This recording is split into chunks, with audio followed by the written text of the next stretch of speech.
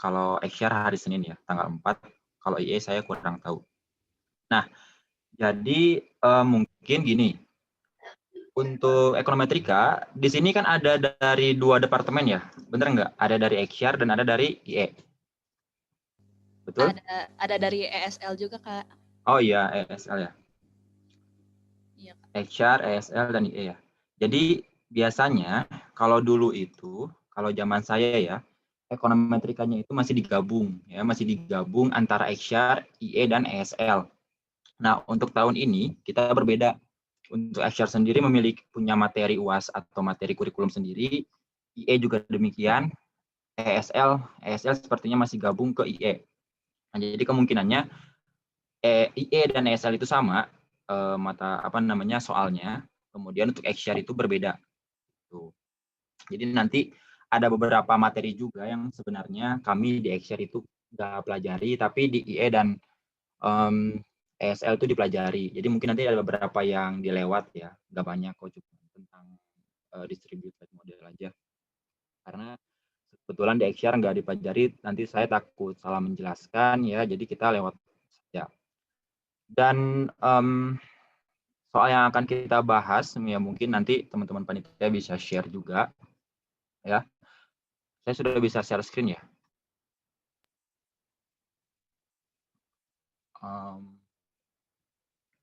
Ya. Belum ya, belum bisa share screen. Jadi nanti materinya untuk XR dan IE juga tidak terlalu berbeda. Cukup berbeda mungkin ya. Jadi di XR itu untuk heteroskedastisitas, autokorelasi, dan asumsi-asumsi klasik lainnya sudah dipelajari di UTS ya. Sudah, jadi gak bakal mungkin keluar lagi ketika UAS naik ini. Tapi untuk IE dan ESL, asumsi klasik itu pasti akan keluar ya di UAS ini. Jadi untuk XR nanti menyesuaikan saja untuk materinya. Ya, ya siapa tahu kalian ingin mengulang ya tentang asumsi klasik, nggak apa-apa.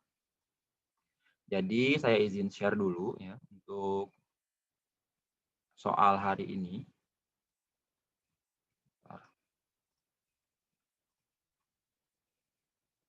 Nah, ini soal-soal yang akan kita bahas ya, benar salah dan ada essay.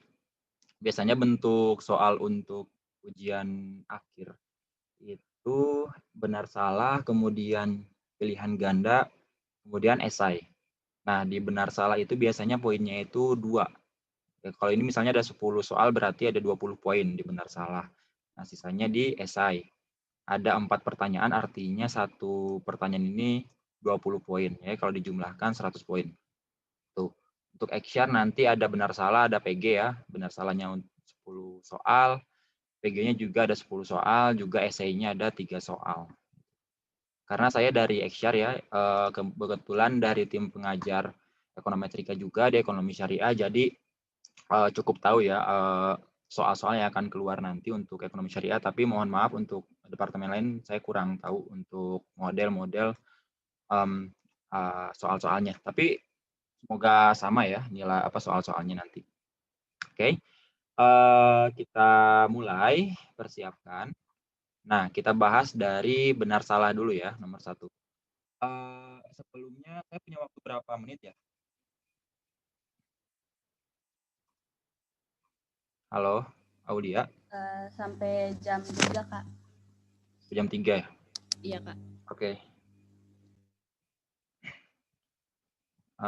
Ya, kita bahas ke pertanyaan nomor 1. Jadi kita tentukan, jadi konsepnya sederhana saja, kita tentukan atau kita jawab apakah benar atau salah, kemudian kita bahas sedikit kenapa itu benar, kenapa itu salah. Nah gitu aja ya, singkat. Nah kita mulai dari pertanyaan pertama. Pertanyaannya adalah, implikasi adanya masalah heteroskedastisitas dan autokorelasi menyebabkan estimator menjadi bias dan tidak efisien. Benar atau salah? Coba saya ingin tanya dulu. Ada yang bisa menjawab nggak? Benar atau salah? Benar, Kak. Benar. Oke. Yang lain ada yang menjawab berbeda?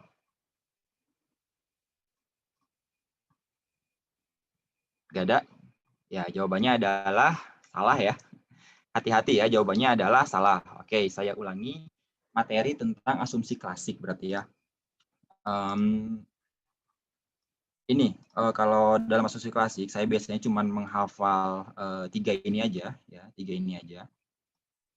Nah, ingat ya, asumsi dalam OLS itu, perhatikan, asumsi dalam OLS itu ingat lagi blue, Bayes linear unbiased estimator. Nah, dari Bayes linear unbiased estimator ini ada 3 unsur yang harus terpenuhi. Yang pertama adalah unbiased ya.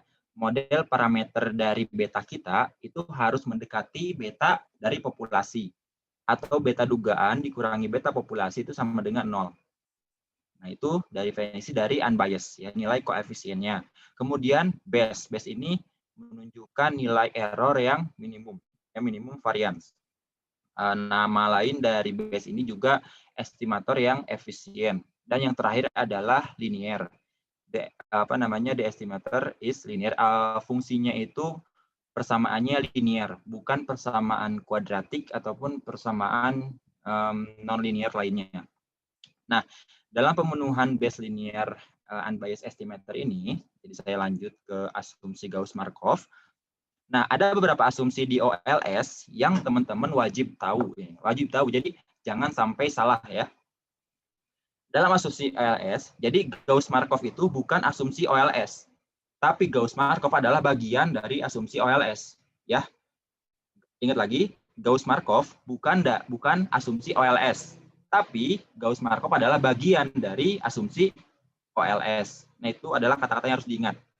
Dalam asumsi OLS, nah baru ada 4. Ada kondisi Gauss-Markov, jadi secara spesifik ya, ada kondisi Gauss-Markov, galat menyebar normal, galat bebas terhadap peubah, dan yang terakhir adalah tidak ada multikolineritas sempurna. Nah, ini harus ditambahin ya, tidak ada multikolineritas sempurna.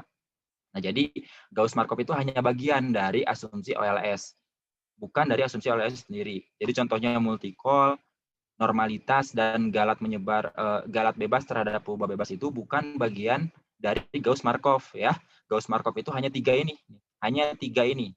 Gauss-Markov itu hanya asumsi yang membahas nilai dari residual persamaan regresi kita. Nah, persamaan residual regresi 3 harus memenuhi 3 keadaan ini. Yang pertama, nilai harapan atau nilai rata-rata dari sisaannya atau residualnya itu sama dengan 0. 1. Terus yang kedua, nilai dari error kuadrat, nilai harapan dari error kuadrat atau sama dengan ragam ya. Jadi kalau ada expected value dari error kuadrat itu sama dengan variance ya, atau sama dengan ragam. Nah, dia harus homogen atau konstan atau disebut sebagai homoskedastisitas. Dan yang terakhir, ya kembali di nilai errornya, hubungan antar error ke I dan error ke J itu harus sama dengan 0 ya, atau tidak ada sisaan yang saling berkorelasi. Tidak ada sisaan yang saling berkorelasi atau tidak ada autokorelasi ya, dari kata auto dan korelasi, hubungan antar error dengan dirinya sendiri, auto. Nah, ini 3 ini ya yang patut diperhatikan. Nah, kembali lagi ke kondisi blue tadi, jika kita mengalami masalah homoskedastisitas ya dan masalah autokorelasi ya, nomor 2 dan nomor 3, jika nomor 2 dan nomor 3 ini ada tentang Gauss-Markov terjadi kesalahan, oke, maka yang menyebabkan dampaknya adalah ke nilai ini, Bayes ini, ke nilai Bayes ya, minimum variance ini. Jadi model kita bukan model yang terbaik atau tidak efisien. Itu 1, tidak efisien. Apakah tetap model yang bias? Itu pertanyaan kan, apakah tetap model yang bias? Atau apakah tetap model yang unbiased atau unbiased? Itu adalah, jawabannya adalah iya ya, model kita tetap unbiased karena Gauss-Markov itu tidak mempengaruhi nilai parameter beta ya. Lihat di sini hanya mempengaruhi nilai error ya, di sini residual, ingat itu. Oke, ingat ya, error itu hanya memenuhi atau menyebabkan gejala kepada nilai variance atau nilai efisiensi ya. Untuk nilai koefisien itu tidak berpengaruh, tidak akan menyebabkan kesalahan dari pendugaan beta ini. untuk masalah homoskedastisitas dan masalah autokorelasi. Itulah kenapa tadi jawabannya itu adalah mana tadi? Nah, ini nomor 1 itu kenapa salah itu alasannya. Oke. Nah, nomor 2 masih nyambung ya tentang Gauss-Markov. Nah, ini juga salah ya pernyataan yang bikin soalnya ini. Salah satu asumsi Gauss-Markov yang harus terpenuhi adalah tidak adanya collinearity meski lemah ya, collinearitas meski lemah. Ya, ini soalnya juga ini kurang lengkap ya. Collinearity ini collinearity yang mana gitu kan? Apakah collinearity atau korelasi antar peubah bebas atau korelasi antar error? Kan itu dua hal yang berbeda kan? Tadi kita sudah bahas ya di sini. Nih, ada collinearity korelasi antar error, berarti dia autokorelasi masalahnya. Ada korelasi antar peubah bebas, itu disebut sebagai multikolinearitas. Jika dalam soal itu maksudnya adalah multikolinearitas, itu juga salah. Karena multikolinearitas itu tidak termasuk asumsi Gauss-Markov. Nah, ini perlu diperbaiki ya soalnya. Oke, kita anggap saja ini ganti Gauss-Markov-nya menjadi asumsi klasik, ya, asumsi OLS. Ya, gitu aja ganti. Salah satu asumsi OLS yang harus dipenuhi adalah tidak adanya collinearity meski lemah. Gimana? Ini jawabnya benar atau salah?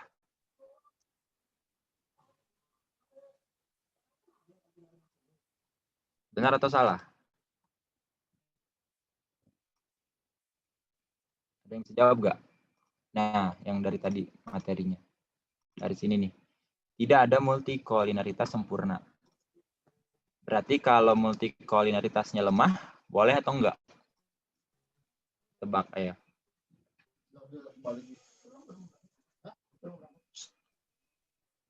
Salah. Jawabannya salah ya.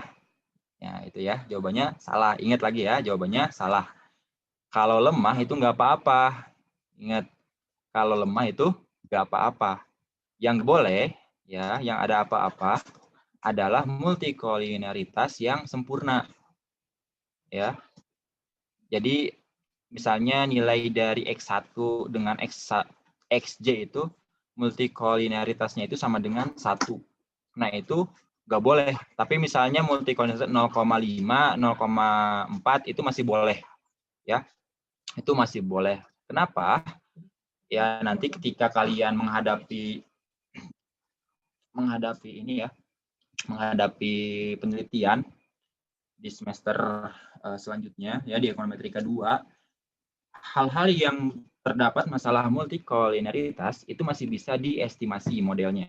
Tapi ketika model kalian memiliki kolinearitas yang sempurna antar peubah bebas, itu nantinya akan terjadi matrix error ya, atau modelnya saja tidak dapat diestimasi. Nilai dugaan betanya itu tidak dapat kalian estimasi. Nah, itu dampak dari multikolinearitas yang sempurna gitu. Tapi kalau hanya lemah ya, multikolinearitas lemah itu masih bisa. Jadi jawabannya salah. Itu jawabannya itu salah. Di sini juga Gauss-Markov juga tidak termasuk ke collinearity, itu juga salah ya. Jadi kalian bisa ambil dari dua sudut pandang kalau membahas soal yang nomor 2 ini. Tuh. Oke. Kita masuk ke nomor 3. Jadi 1, 2, 3 kita bahas dulu, kemudian nanti tanya jawab dulu ya.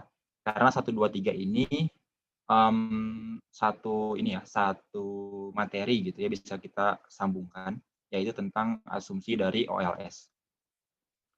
Nilai uji Darwin-Watson ya atau D itu dapat bernilai lebih dari 4. Itu benar atau salah?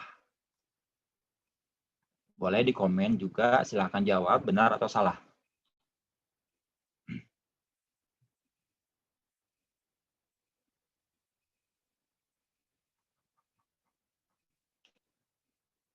Salah. Oke, ada yang jawab salah. Ada yang jawab benar kah? Oke.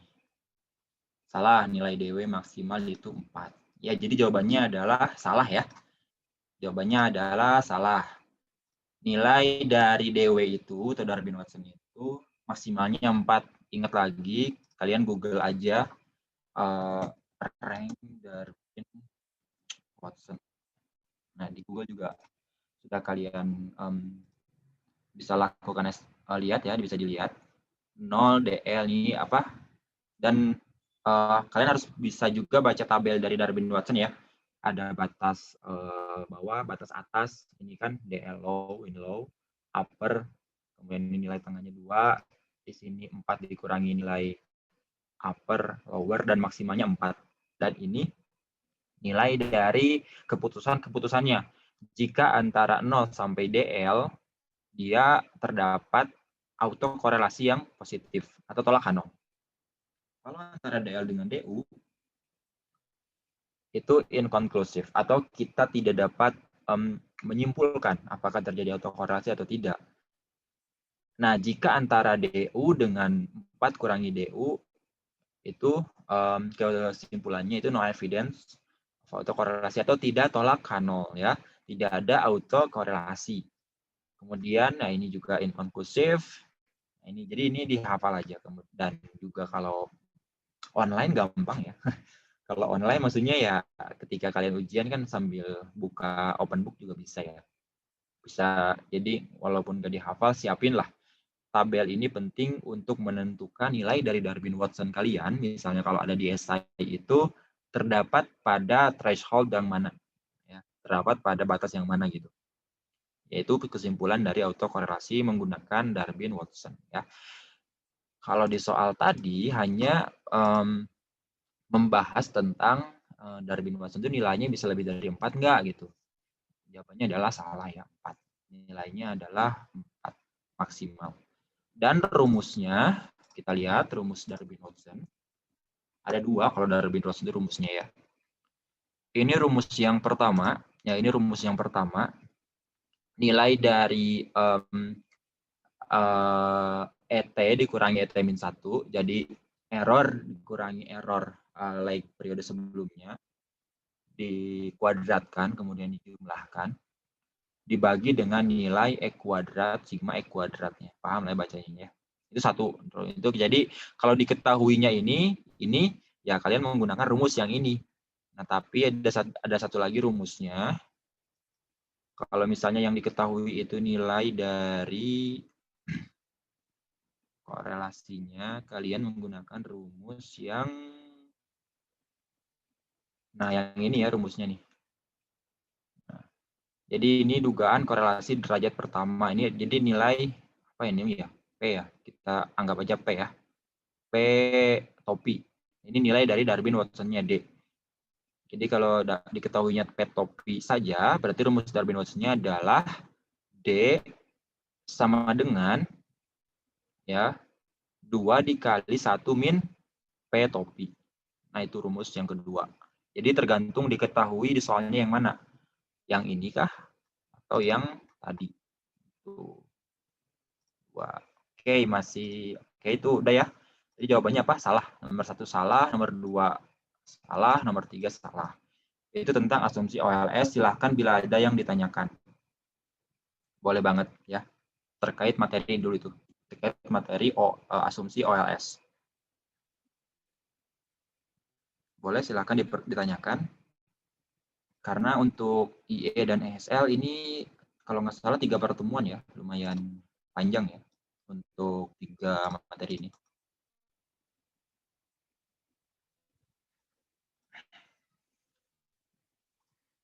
Oke, kalau nggak ada, aman berarti ya, insya Allah.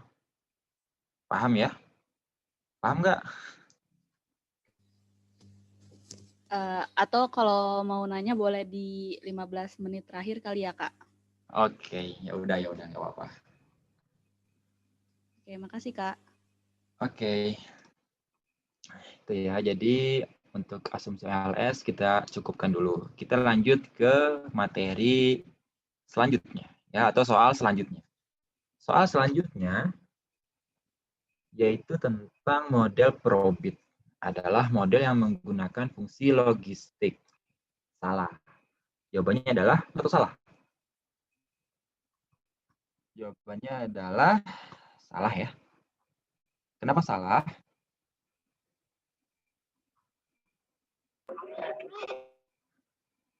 Karena fungsi probit itu pendekatannya menggunakan distribusi normal Z ya. Ingat lagi di materi regresi kualitatif ya. Regresi kualitatif itu ada 2 bagian di situ. Yang pertama itu tentang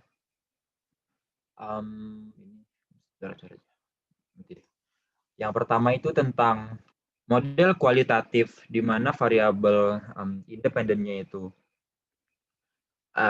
jenisnya kategorik ya. Yang kedua adalah jenisnya variabel dependennya ya. Berarti Y-nya. Y-nya bersifat kategorik ya. Ada 2 jenis ya. Yang variabel bebasnya itu kategorik atau variabel dependennya yang kategorik. Nah, probit ini adalah materi di variabel dependent yang kategorik atau di materinya itu dependent limited variable ya. Jadi dependentnya itu limited ya, atau terbatas. Ya, nilainya itu 0 sampai 1 misalnya atau 0 dan 1 nilainya. Itu untuk materi probit ini. Dalam materi distribute dependent limited model itu ada 3 model yang kita pelajari. Ingat yang pertama adalah MPL probability linear model, PLM ya kalau mau bahasa Inggris. Probability linear model. Yang kedua probit, yang ketiga logit. Nah, yang probability linear model itu pendekatannya menggunakan metode kuadrat terkecil atau ordinary least square OLS untuk tadi probability linear model. Yang kedua itu probit. Probit itu pendekatannya menggunakan pendekatan distribusi normal Z. Yang terakhir adalah logit. Logit itu menggunakan pendekatan logistik. Ya, dari katanya logit menggunakan pendekatan logistik. Nah, itu aja mungkin yang teman-teman harus pahami ya. Untuk interpretasi nantilah kalau ada pertanyaannya. Jadi yang nomor 4 itu salah ya. Kita lanjut ke nomor 5. Adalah contoh model distribute like model. Distribute like. Salah atau benar? Silahkan jawab di chat.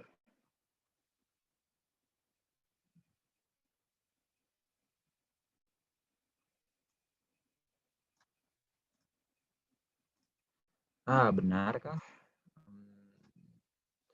Jawabannya adalah salah ya. Jawabannya adalah salah.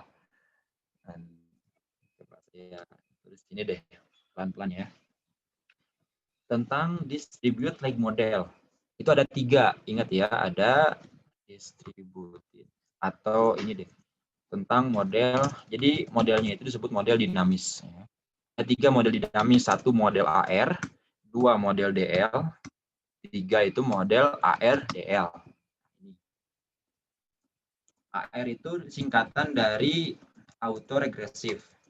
Autoregressive.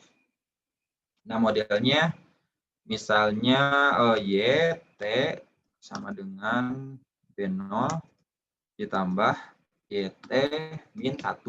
Nah, ini tambah misalnya ini B1, B2, XT.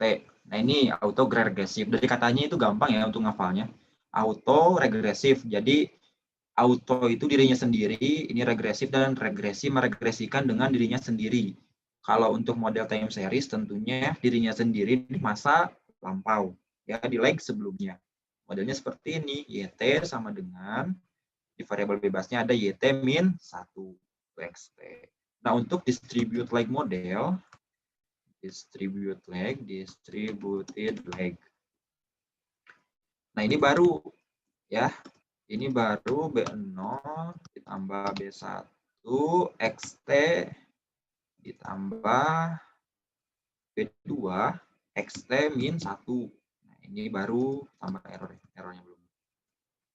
Nah, ini baru model distributed like model. Yang terakhir ARDL atau gabungan dari keduanya. Gabungan dari model AR dan DL. Modelnya gimana? Ya gabungkan keduanya. Berarti B0 ditambah B1 YT-1 ditambah B2 XT ditambah B3 XT-1. Itu ya gampang ini ya. Jadi tinggal kalian gabungkan keduanya aja. Gabungkan keduanya aja. Oh, udah dapat gitu ya. Oke. Tadi jawabannya berarti gimana jawabannya? Salah ya. Jawabannya adalah salah. Kalau nomor 5 ini harusnya jawabannya adalah auto regressive model, ya, bukan model distributed like model. Kita lanjut ke nomor 6.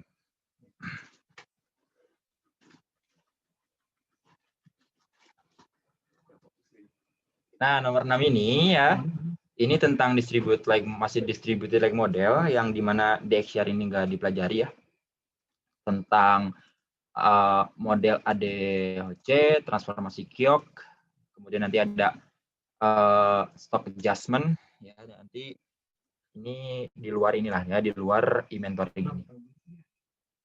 Kita bahas mungkin di grup ya terkait nomor 6 dan nomor 7 ini. Tapi saya ingin memberi kunci jawabannya.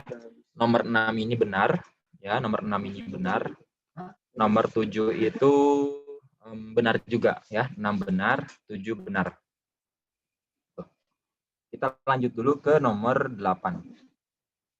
Nomor 8 soalnya adalah metode untuk menduga model apakah identifikasi itu over identify adalah indirect least square. Benar atau salah? Silakan jawab di chat.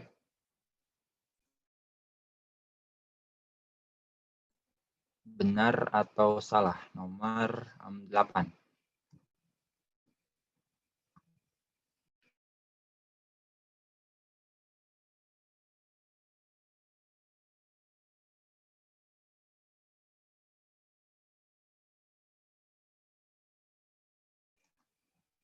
Ya, jawabannya adalah salah. Ini gampang juga. Nomor 8 itu kalau modelnya akan untuk persamaan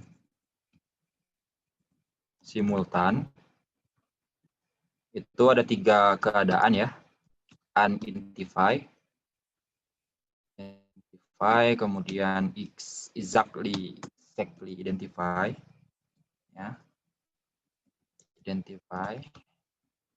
Kemudian yang ketiga adalah modelnya itu over ya.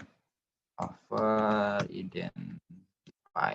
Nah, untuk unidentify ini tidak bisa diestimasi. Bahkan reduce form-nya aja tidak bisa diestimasi. Untuk exact identify ini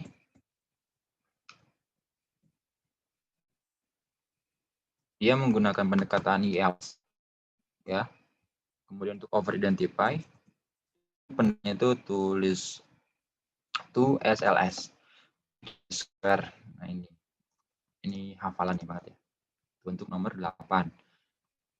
Oke, jam berapa sekarang? Jam 1.37. Kita mulai percepat ya. Nomor 9, persamaan reduce form dapat diestimasi dengan penduga OLS. Benar atau salah? Benar atau salah? Coba silakan jawab. Benar atau salah? Persamaan reduce form dari persamaan simultan dapat diestimasi dengan penduga OLS.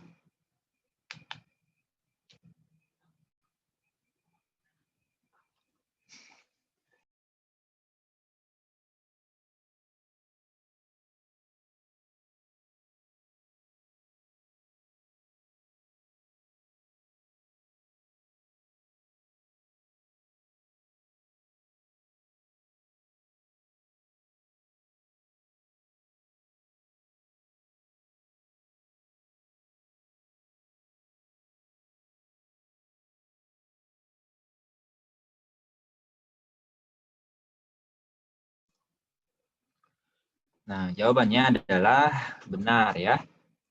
Nah, jawabannya benar. Nomor 9 jawabannya benar. Persamaan reduce form itu dapat diestimasi dengan penduga OLS. Jadi konsepnya gini teman-teman. Untuk ILS dan 2SLS ini tuh dasarnya adalah OLS ya. Dasarnya adalah OLS gitu. Tapi ini disebut sebagai OLS tingkat lanjut, indirect least square dan two stage least square. Jadi 2 tahap dari least square. Nah, kenapa tadi benar jawabannya? Persamaan reduce form ini kenapa dikatakan dapat diduga dengan OLS? Karena ingat kembali di bagian persamaan simultan, ingat kembali, ketika kita mengestimasi ILS misalnya, kita kan melakukan estimasi terlebih dahulu di di reduce form-nya. Ketika koefisien-koefisien di reduce form-nya itu sudah kita dapat, baru kita bisa duga koefisien sebenarnya dari model struktural yang tadi sudah kita bentuk. Gitu. Coba saya cari slide-nya dulu ya, supaya ada bayangan. Mana ya? Ini kali ya. Nah, misalnya ILS, mana ILS? Ini biar ada bayangannya, karena mungkin untuk ekonometrika ini kalau cuman diomongin aja itu kadang suka bingung ya. Nah, contohnya ini adalah pendugaan ILS, indirect least square. Nah, kita di dalam tahapannya menduga koefisien dari persamaan reduce form itu menggunakan metode OLS. Yang mana reduce form? Nah, tadi ini adalah persamaan Nah, ini adalah persamaan strukturalnya. Ini persamaan strukturalnya. Kemudian kita dapat persamaan reduce form-nya, ya. Tinggal disubstitusi, kemudian nanti dapat persamaan reduce form. Nah, ini persamaan reduce form-nya. Nah, ketika teman-teman dapat persamaan reduce form-nya, ini diduga menggunakan OLS ya. Kita ini diduga dengan OLS, PT ini diduga dengan OLS supaya teman-teman dapat parameter P10, P11, 12, P20, 21 dan 22. Nah, ketika ini sudah dapat semua, maka nanti teman-teman bisa mencari koefisien dari persamaan strukturalnya dari informasi parameter yang sudah didapat. Nah, misalnya alfa 0, tadi udah dapat kan, baru kalian substitusikan dapat. Alfa 1 dapat, substitusikan. Alfa 2 dapat, dan lain-lain. Sampai dapatlah semua dari nilai dugaan persamaan di struktural ya. Alfa 0, alfa 1, alfa 2, beta 0, beta 1, beta 2. Nah, itu konsepnya ya. Itu untuk ILS. Nah, untuk 2SLS juga ya mirip-mirip ya metodenya.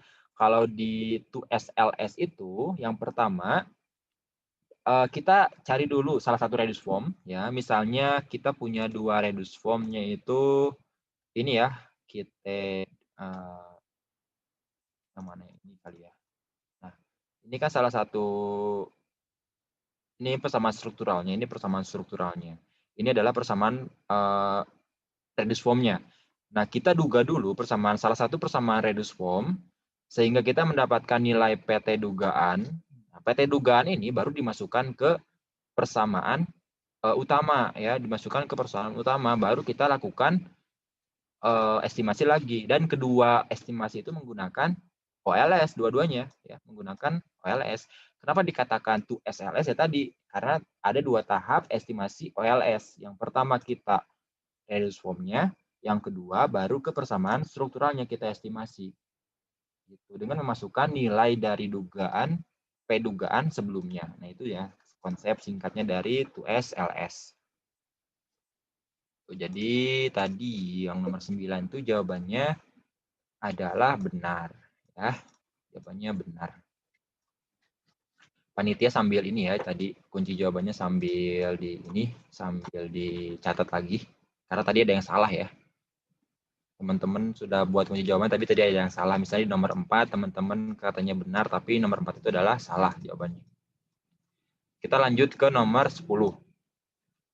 Pada metode two-stage least square, tahapan pertama adalah meregresikan suatu variabel endogen dengan semua variabel predetermin, kemudian munculkan nilai dugaannya. Nomor 10 benar atau salah? Silakan jawab di chat, benar atau salah. Tebak aja dulu, siapa tahu kan benar, siapa tahu salah. Salah juga nggak apa-apa, benar juga nggak apa-apa kan. Silakan coba tebak dulu aja.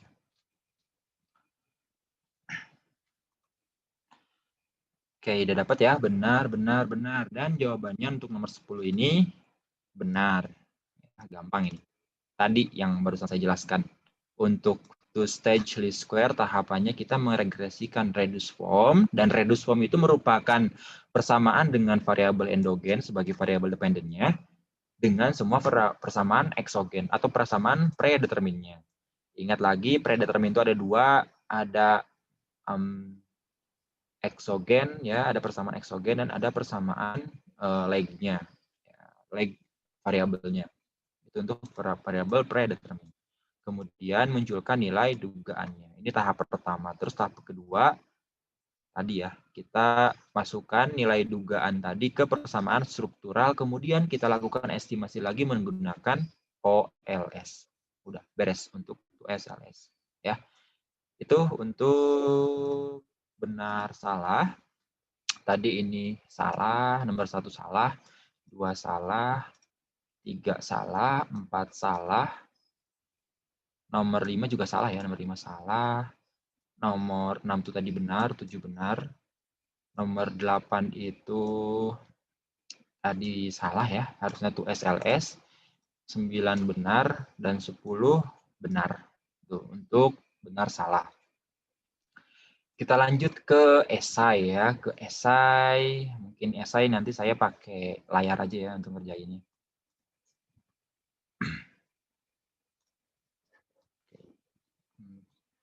Oke, sambil saya mempersiapkan ini, laptop saya, boleh kalau ada pertanyaan atau minta dijelasin ulang atau lainnya.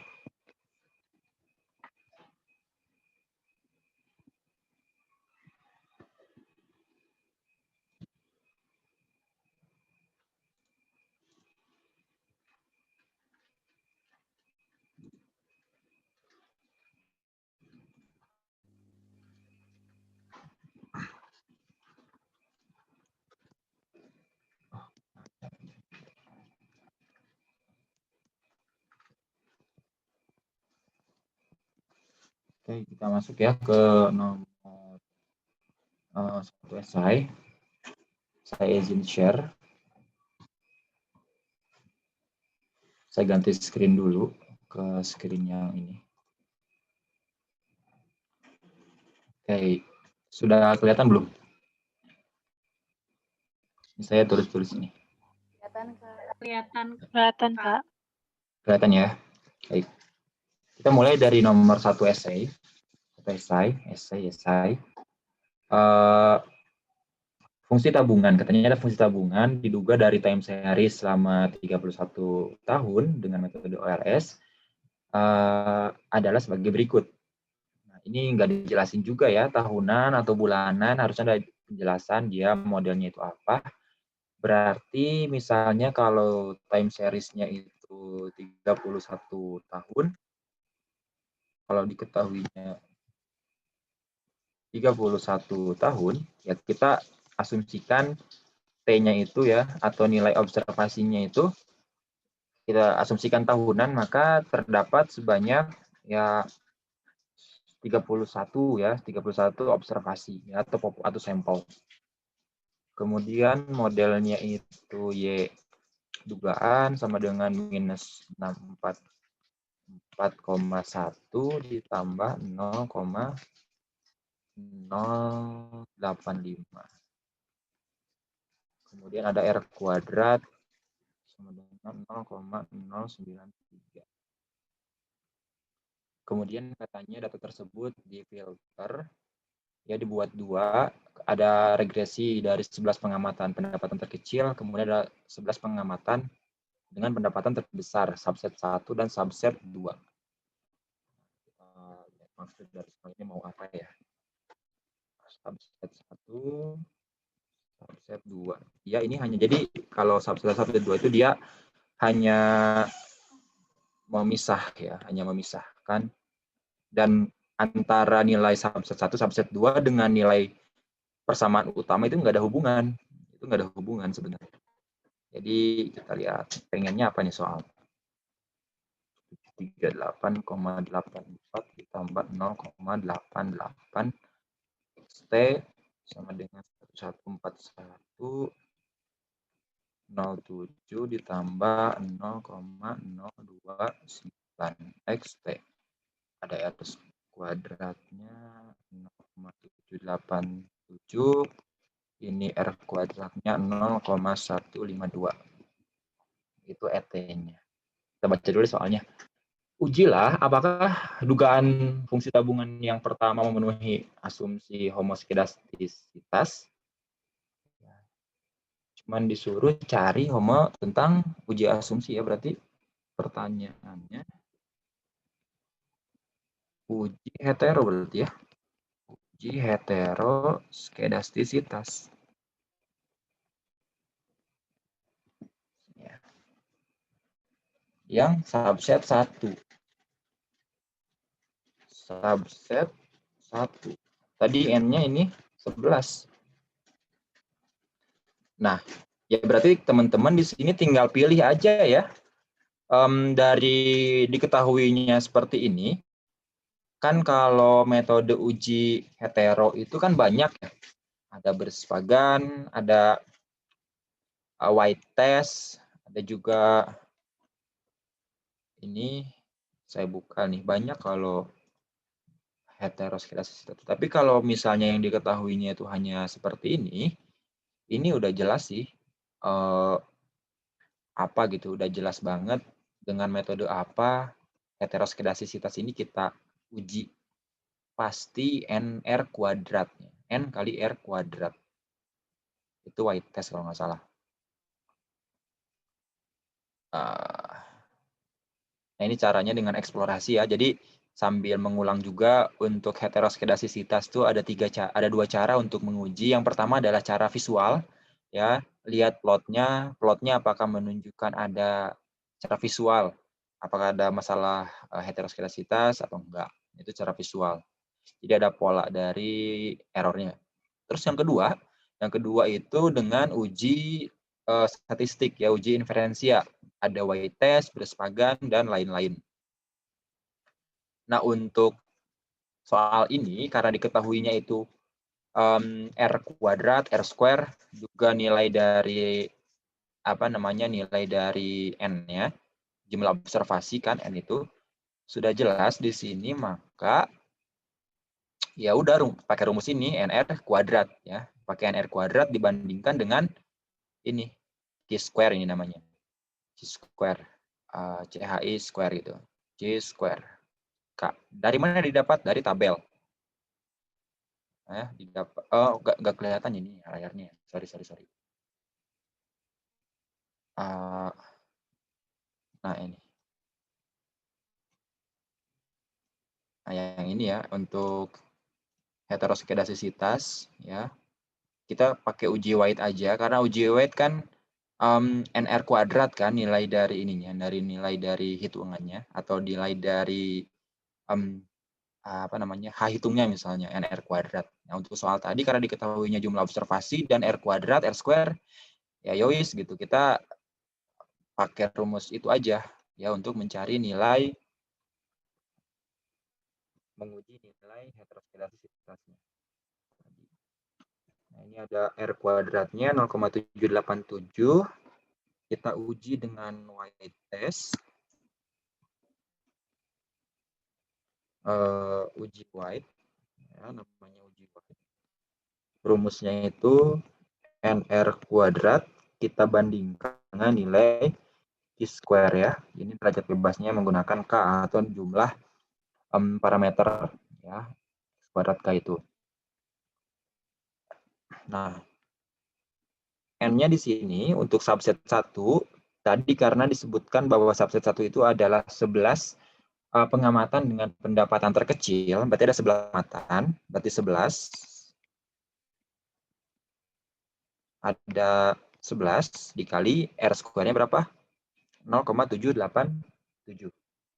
0,787.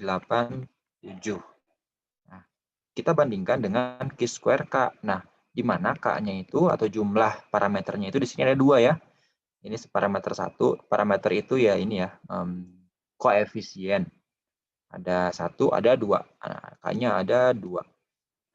Cara carinya teman-teman ke T tabel ya. Ke T tabel. Maksudnya Chi-square tabel, Chi-square table. Nah, jadi ini nggak bisa dihafal ya, ini harus punya tabelnya. Nah, ini nilai dari V-nya. V-nya itu parameter. Tadi parameternya itu kita menggunakan ada 2 parameter. Kemudian nilai dari nilai dari taraf nyatanya, kita menggunakan taraf nyata berapa? Yang biasanya kan 5% ya. Taraf nyata 5%. Nah, berarti nilai Q2-nya itu 5,99. Itu kita masukkan dulu ke kita. Alfanya kita menggunakan 5%, sehingga nilainya tadi tabelnya itu 5,99. Kita kalikan. 11 kali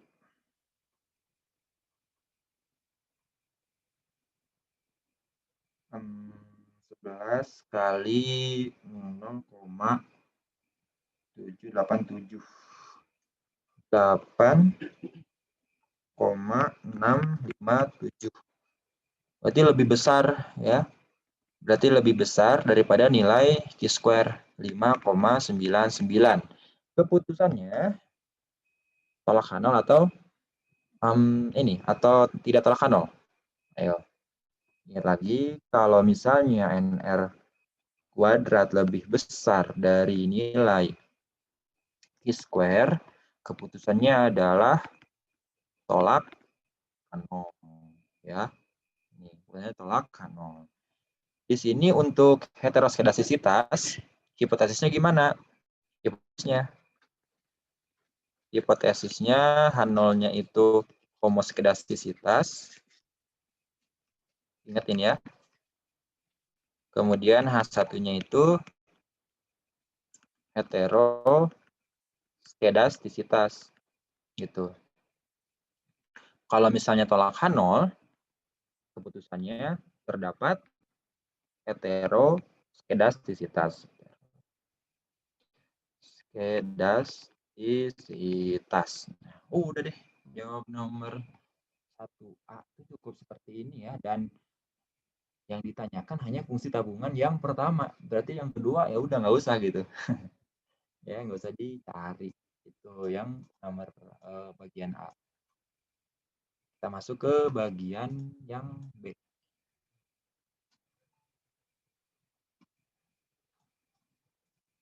Nah, bagian B, jika tidak memenuhi asumsi homoskedastisitas, apa yang harus Anda lakukan upaya asumsi tersebut terpenuhi? Jelaskan langkah-langkahnya.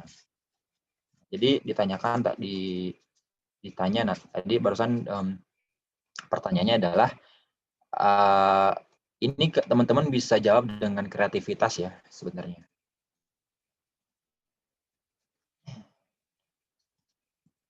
Apa yang harus dilakukan katanya untuk mengatasi masalah heteroskedastisitas tadi. Jadi cara-cara mengatasi heteroskedastisitas itu bagian B. Cara-cara mengatasi, tapi lama ya, takut waktunya habis. Jadi saya uraikan aja dengan lewat materi ya. Bentar saya cari dulu. Untuk hetero itu, cara mengatasinya adalah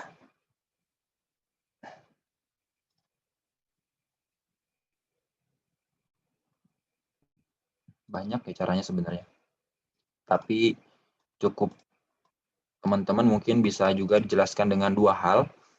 Yang pertama itu adalah transformasi logaritma. Yang kedua itu dengan metode WLS atau weighted least square atau generalized least square. Itu ada 2 metode. Nah, misalnya kita menggunakan cara yang pertama. transformasi logaritma. Transformasi logaritma. Nah, jadi subset pertama, subset 1 di mana tadi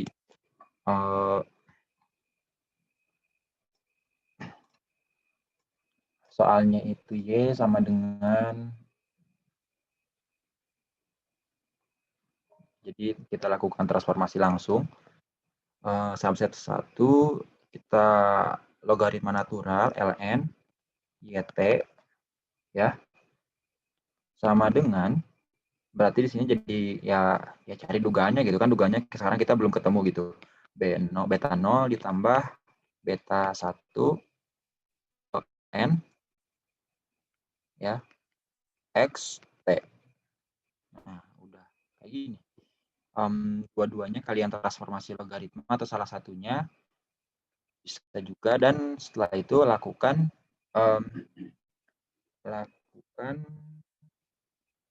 estimasi dengan OLS lagi ya. Setelah kalian lakukan estimasi dengan OLS dan uji kembali ya, Nah, satu ini transformasi logaritma, cukup lakukan transformasi ke peubah bebas atau peubah dependennya. Kemudian kalian lakukan uji kembali apakah terdapat homoskilasitas atau enggak. Itu langkah pertama. Terus langkah kedua tadi adalah metode WLS. WLS, weight least square, atau juga sering disebut GLS, generalized least square. Untuk generalized least square ini, teman-teman membobot persamaan tadi, ya, B0 misalnya ini B1XT. Nah, membobot persamaan ini dengan salah satu pembobot. Nah, pembobotnya itu atau weight-nya itu, ya, misalnya dengan variansnya, ya bisa dengan nilai variansnya, bisa dengan nilai XT-nya, dan lain-lain. Nah, itu weight-nya itu bisa dengan lain-lain, banyak itu weight-nya. Kemudian teman-teman juga bisa menambahkan contoh untuk menyelesaikan persamaan seperti ini. Ya, ini dapat nilai plus mungkin. Jadi teman-teman kembangkan dari nilai ini, misalnya ini ET ya. Misalnya diketahui nilai dari varians ya, expected value dari error kuadratnya itu ya sama dengan varians dari ET-nya itu sama dengan sigma I kuadrat gitu. Jadi sigma I kuadrat itu ini menunjukkan setiap sigma itu nilainya berbeda. Nah, jadi tidak konstan.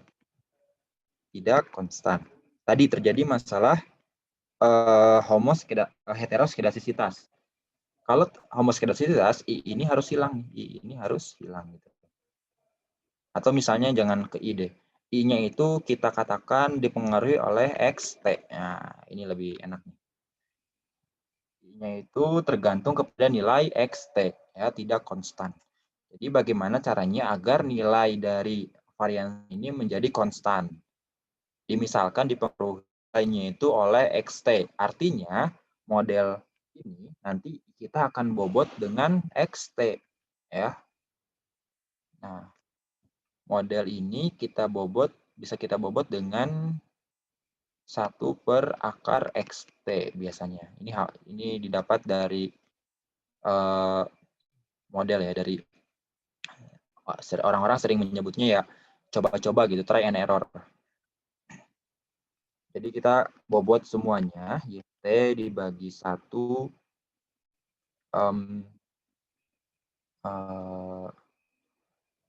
akar XT, semuanya dikalikan dengan 1 per akar XT ya. Kemudian beta 0 XT ditambah beta 1 XT dibagi akar XT ditambah ET bagi akar XT. Nah, jadi nanti teman-teman bisa ditulis menjadi YT bintang sama dengan beta 0 bintang ya, hasil transformasi beta 1 XT bintang gitu. Ditambah T bintang. Nah, ini model yang baru. Kemudian setelah itu teman-teman harus buktikan apakah benar ketika kita menggunakan pembobot 1 per XT terhadap model kita akan masalah heteroskedasitas itu akan hilang ya. Jadi ini pembuktiannya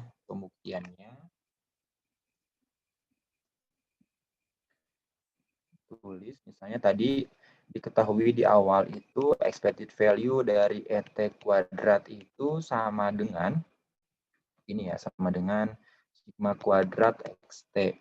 Nah, jika ET kuadrat ini sekarang jadi akar XT, nah dikuadratkan, maka kita bisa keluarkan ini jadi 1 XT dikali ET kuadrat gitu sama dengan 1 per XT ET kuadrat itu atas, substitusikan sigma kuadrat XT ya. XT bisa dicoret sama dengan sigma kuadrat ya, nilainya konstan ya, tidak dipengaruhi oleh variabel lainnya. Jadi nilainya sigmanya konstan atau nilainya tetap. Nah, ini pembuktian bebas dari masalah heteroskedastisitas.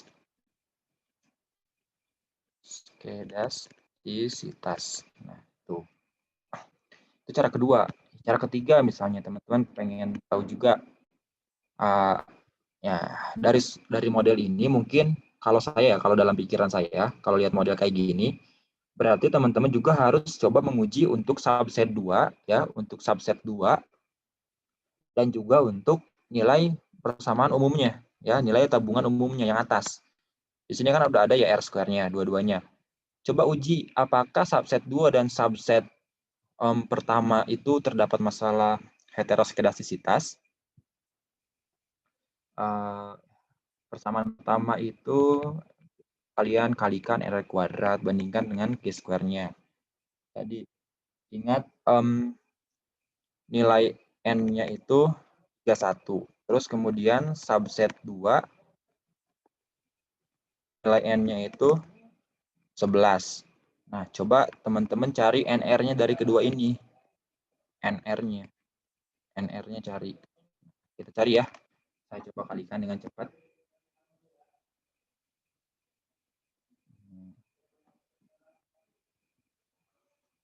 0,093 dikali 31. 2,883, kecil banget. Kemudian yang kedua 0,787. Salah. 152 dikalikan dengan 11. Nah, 1,672. Ini. Bandingkan dengan Q square-nya. Q square untuk N sama dengan 11 aja udah 5,9. Artinya semuanya itu pasti dia di bawah ya, pasti di bawah nilai Q square-nya. Di bawah nilai Q square-nya artinya kesimpulannya tidak tolak H0. Tidak tolak H0 atau homoskedastisitas. Homoskedastisitas. Nah, artinya persamaan pertama dan persamaan subset kedua itu bisa dipakai karena bebas dari masalah heteroskedastisitas. Jadi teman-teman bisa jabarkan juga dalam soal tadi bagian B-nya. Oke, cara ketiga adalah kita bisa menggunakan fungsi subset kedua dan atau dengan persamaan yang pertama ya. Jangan menggunakan subset 1 yang tabungan dengan 11 pengamatan dengan pendapatan terkecil karena terjadi masalah heteroskedastisitas. Nah, itu untuk tambahannya. Tapi penyelesaian yang utama itu tadi, yang pertama transformasi logaritma, yang kedua dengan metode pembobotan. weight least square atau generalized least square. Tuh ya.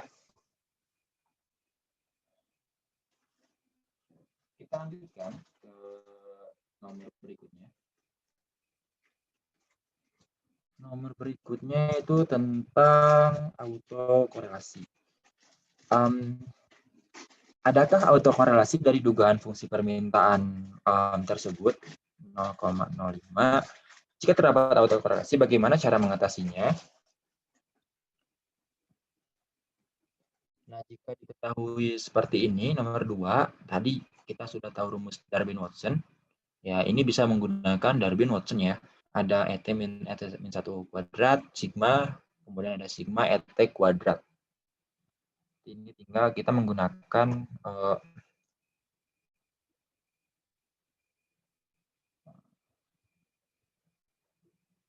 ya, kita bisa menggunakan Darwin-Watson aja.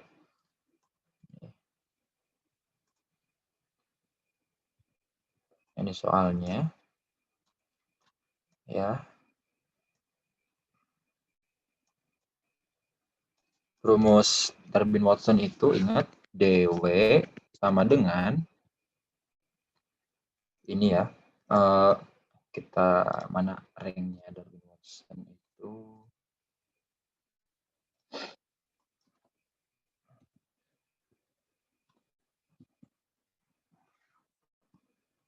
Darwin-Watson. Nah, jadi hal-hal yang harus diikut sertakan dalam Darwin-Watson adalah yang pertama nilai DLDU, kemudian rank ini ya, rank ini, threshold ini, yang terakhir adalah rumus itu sendiri ya, rumus dari Darwin-Watson sendiri. Itu. Jadi yang pertama kita mulai dari rumus dulu aja, yang gampang. dw sama dengan sigma ET min 1 kuadrat dibagi sigma ET kuadrat sama dengan 54,275 dibagi 50,892 sama dengan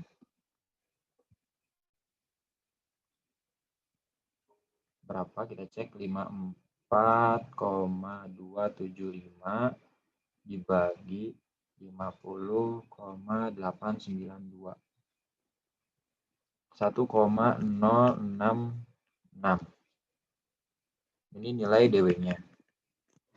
Nah, setelah didapat nilai DW-nya, kita pakai threshold ini ya untuk menentukan keputusannya.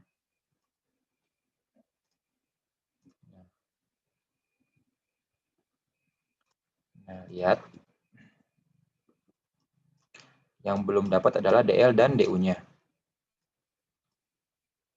Nah, DL, DU juga bisa didapat dengan menggunakan tabel. Nah, nggak jelas ya tabelnya. Nah, ini jelas. Nah, DL, DU dengan N. N itu adalah jumlah observasi. Di sini N-nya tadi berapa? N-nya 16 ya, N-nya 16. Sampai 15 doang.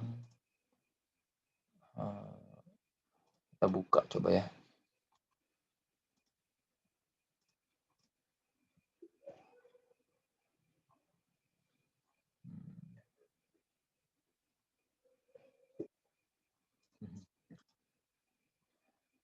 Nah, ini kayaknya ada 16. Oh, bukan. Darwin-Watson table.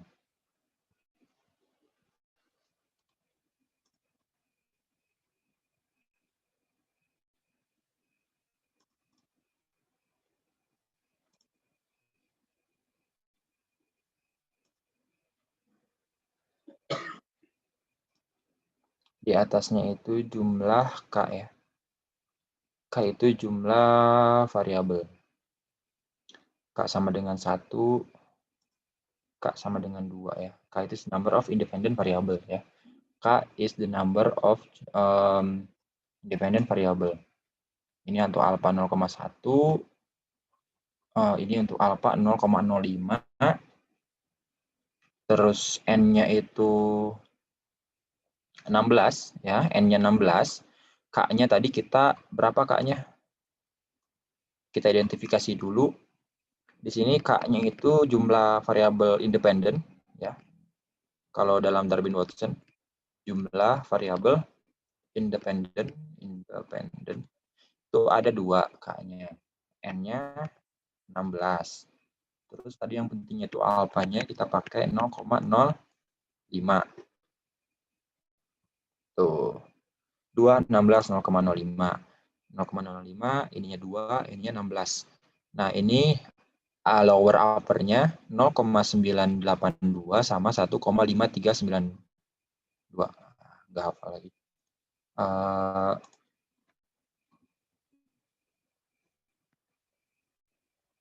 Lower upper-nya DL-nya itu ini ya, 0,982, 0,982, DU-nya 1,539, 1,539.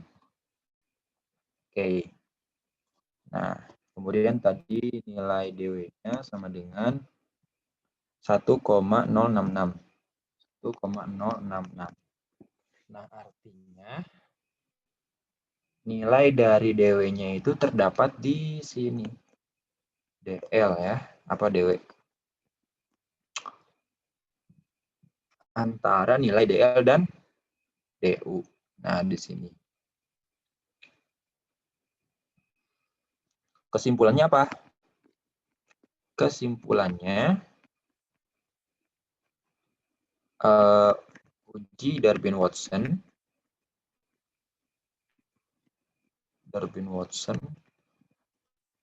tidak dapat disimpulkan. Tidak dapat disimpulkan. Nah, ini kesimpulannya ya. Mungkin teman-teman bertanya-tanya, ya kok gitu? Kenapa nilainya itu nggak autokorelasi atau misalnya tidak ada autokorelasi? Nah, tapi di soal ya beginilah soalnya. Hasil DW-nya itu berada di antara Darwin lower dan Darwin upper, ya DL dan DU. Di sini berarti artinya kesimpulannya ya inkonklusif, uji Darwin-Watson tidak dapat disimpulkan. Nah, apakah dengan keadaan tersebut kita bisa mencoba yang huruf B bagian B? Kita bisa coba ya, karena ya berarti kalau ada soal B itu pasti kita harus menjawabnya. Kita misalkan saja ini jika kan, dijikakan, dimisalkan, diandaikan. Terdapat autokorelasi, bagaimana cara mengatasinya? Bentuklah model dugaannya. Itu. Ini yang B, mari kita jawab. Ya, jadi kita misalkan saja kalau ini.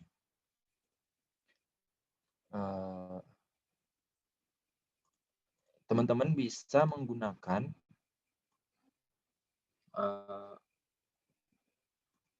model ini ya, tadi ya, mengatasi masalah autokorelasi,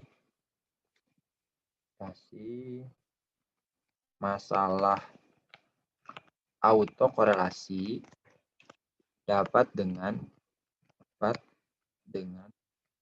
model dinamis.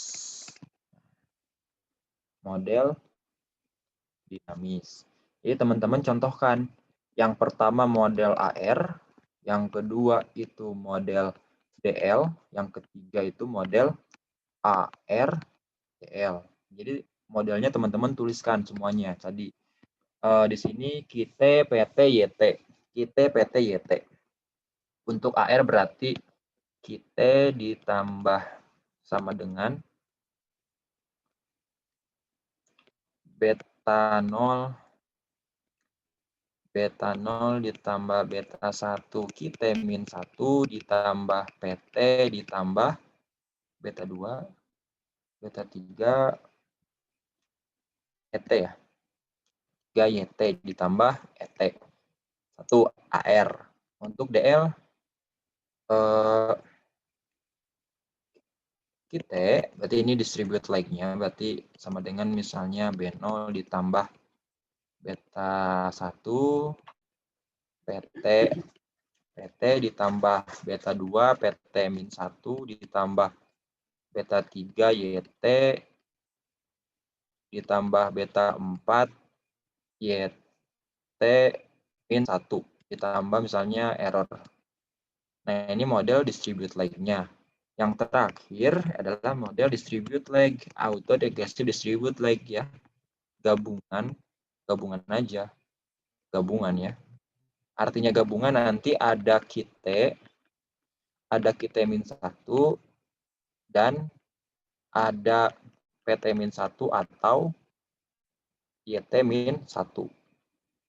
Nah, itu ya cara mengatasinya. Jadi mungkin kalau dengan kalimat teman-teman juga bisa tambahkan seperti ini. Modelnya kita ubah dengan model dinamis, yaitu misalnya dengan AR, DL, dan atau ARDL. Nah, dari 3 model ini kita bisa coba-coba ya, uji semuanya. Kita uji model AR, kita uji model DL, atau kita uji dengan model ARDL. Apakah dari ketiga model ini mana yang sudah masalahnya itu teratasi gitu. Biasanya dengan model AR saja yang ini, masalah autokorelasi itu sudah dapat diatasi ya. Jadi biasanya dengan model AR ini masalah autokorelasi itu sudah dapat diatasi gitu dengan menambahkan variabel lag dependent-nya dari kita min 1. Begitu ya untuk menjawab bagian B. Kita lanjutkan ke nomor 3. Dari survei keuangan tahun 90 bla bla bla 2000 negara rumah tangga keluarga ada model Logit. Y1-nya itu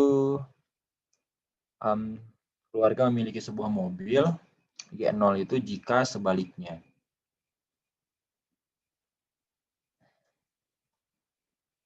Nah, kita copy ke sini. Oke. Nah, ini soalnya. Jadi Logit juga teman-teman harus ingat lagi rumus-rumusnya ya. Untuk Logit. Interpretasikan model Logit tersebut. Nah, ini yang A. Interpretasi Logit itu sebenarnya yang bermakna ya, yang bermakna itu menggunakan yang namanya, ingat ya, odd ratio gitu. Odd ratio. Nah, odd ratio itu rumusnya eksponensial dari beta. Nah, ini rumus singkatnya, eksponensial dari beta. Untuk mendapatkan odd ratio setiap variabel di sini.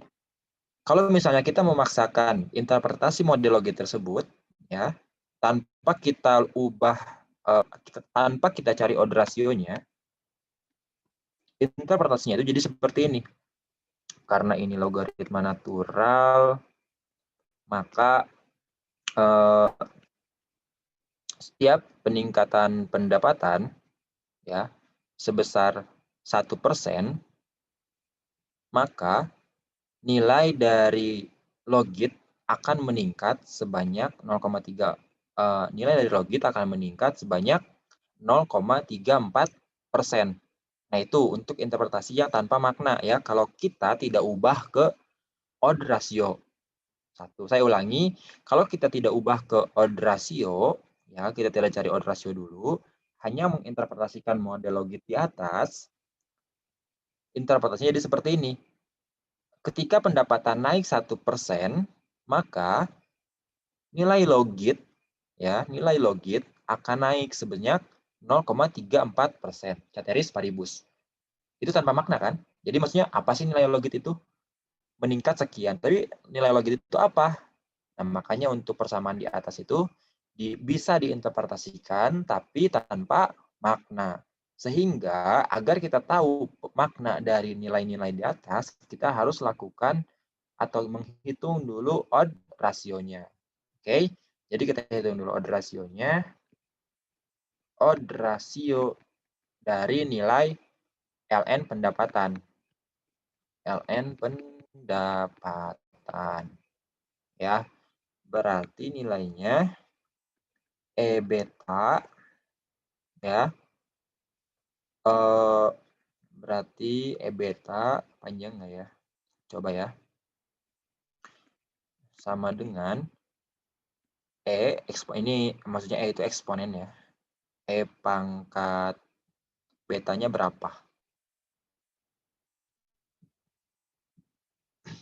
0,347. Kita bisa menggunakan kalkulator ya. Ini atau kayak gini bentuknya. 0,347. Ini bisa dihitung menggunakan kalkulator.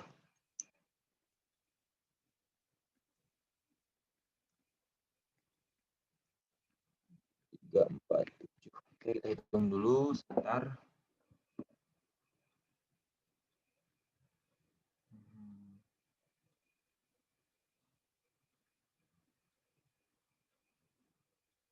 Mana ya?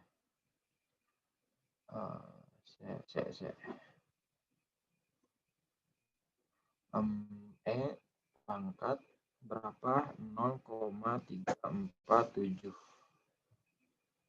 1,158. Nih. Ya.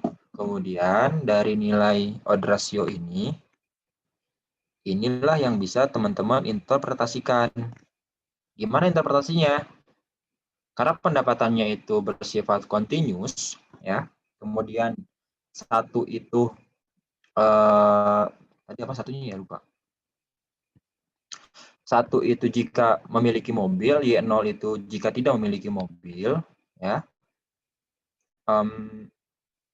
Maka interpretasinya adalah teman-teman mungkin sambil tulis, saya tulis di chat juga boleh. Saya sambil tulis di chat. Perbedaan pendapatan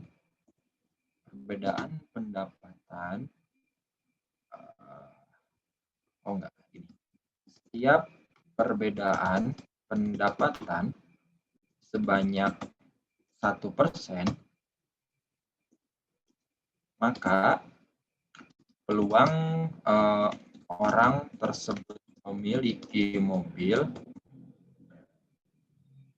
adalah sebesar 1,158 ya, dibandingkan dengan yang tidak memiliki mobil. Artinya ya bisa kita artikan orang yang pendapatannya lebih besar, orang yang berpendapatan lebih besar akan memiliki peluang memiliki mobil lebih besar. Nah, ya kenapa? Dikira lagi nulis di PPT. Enggak. Saya nulis di chat ya. Saya copy ke ini deh, ke PPT ya. Saya tulis di sini, boleh.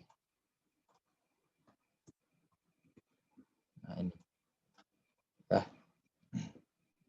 Untuk interpretasinya. Interpretasi dari odd ratio. Setiap perbedaan pendapatan sebanyak 1%, maka peluang orang tersebut memiliki mobil adalah 1,158 kali ya, kurang kali. Peluang tersebut 1,158 kali dibandingkan dengan orang yang tidak memiliki mobil.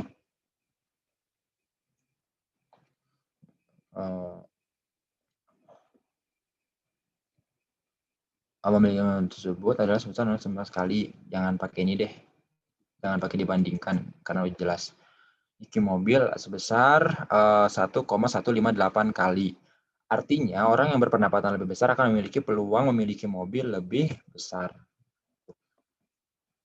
Ya, untuk interpretasinya.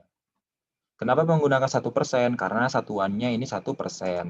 Misalnya jika satuannya itu di sini bukan LN, ya, satuannya itu rupiah, maka setiap perbedaan 1 rupiah.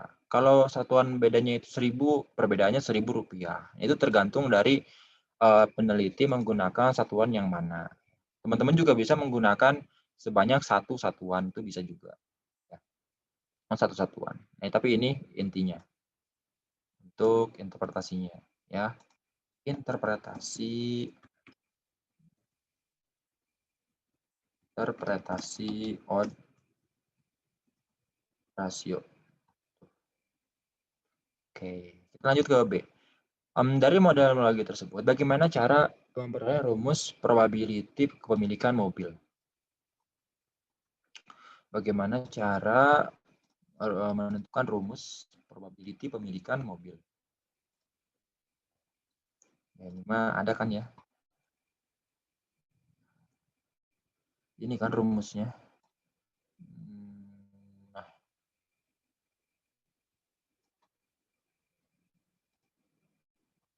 ini sedikit mungkin penurunan rumus ya. Kan rumusnya seperti ini ya. Ini jika Y peluang Y sama dengan 1, ini peluang Y dengan 1. Nah, dan ini ya yang ini peluang Y sama dengan 0. Nah, ini yang ini. Ini berarti kita menggunakan yang ini kan. Peluang memiliki mobil gitu. Di mana Z-nya itu tadi ada rumus di sini. Nah, ini nilai dari Z-nya. Minus 2,77. Berarti Z-nya itu minus 2,77 ditambah ditambah 0,347 ln income, gini aja ya, ln income gitu, atau ln nggak usah dihapus.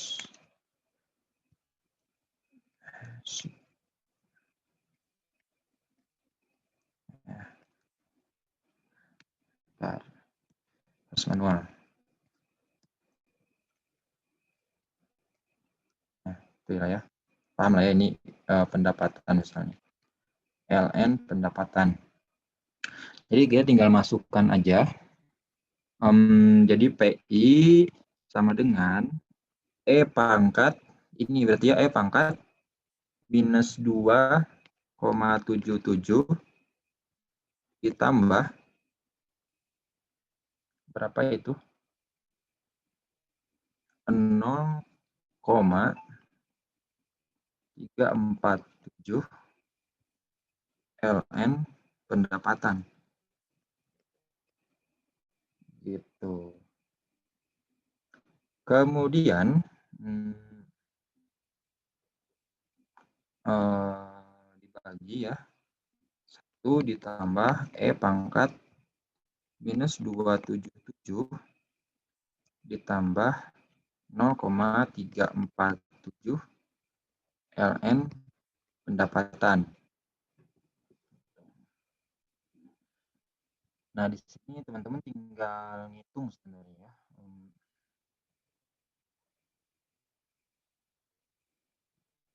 Logarit mana tuh?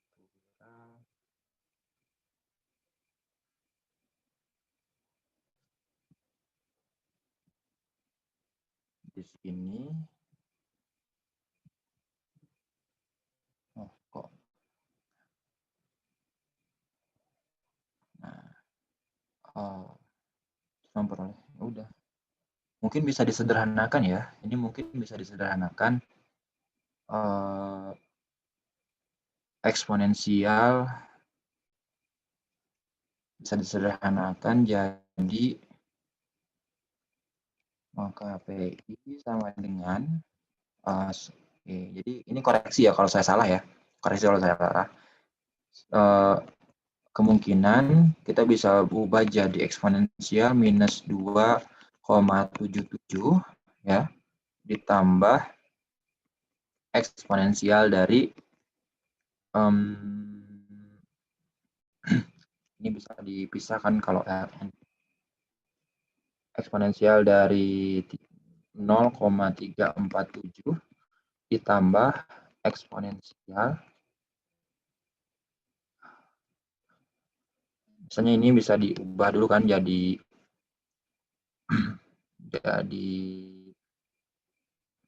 logaritma natural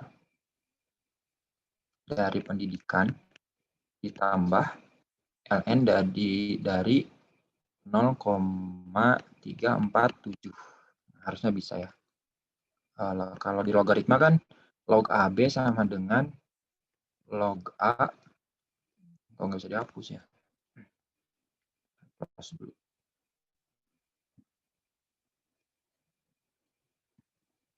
Hapus. Nggak bisa dihapus, teman-teman.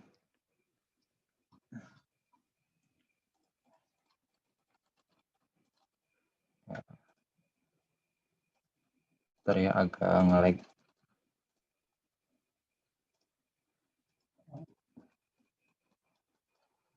Yang baru deh.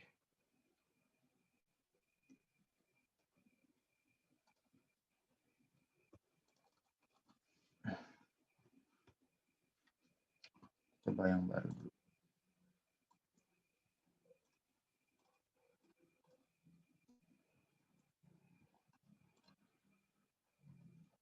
Nah, kan log AB itu sama dengan log A tambah B. Ya. Log A ditambah log B. Nah, jika tadi soalnya itu kayak tadi, kita copy dulu ini.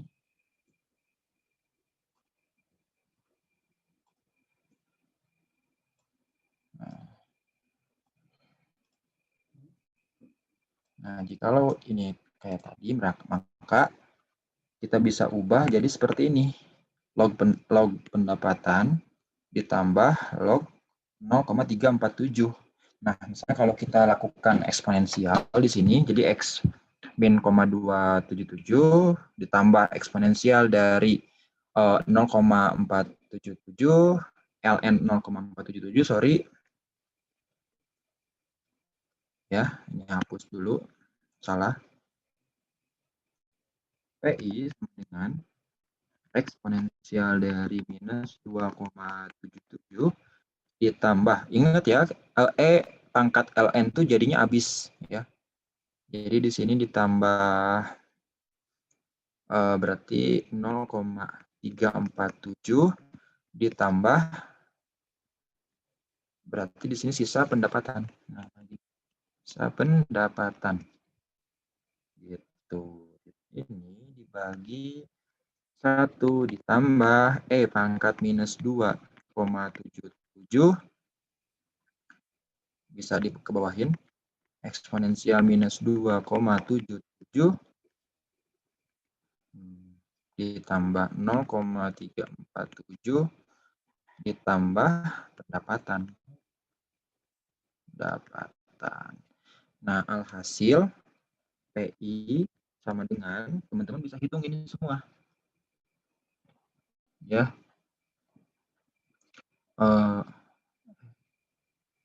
Teman-teman bisa hitung ini semua.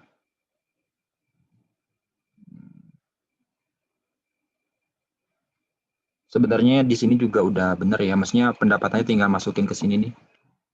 Nah, tapi ini untuk penurunannya. Tapi takutnya salah penurunannya, teman-teman juga bisa menggunakan rumus yang ini saja nih.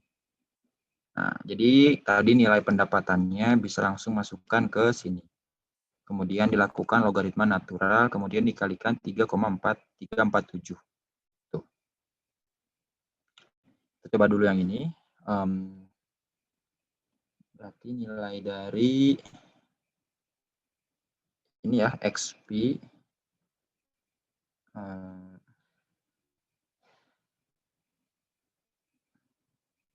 pangkat minus 2,77 0,06 ditambah 0,347 ditambah pendapatan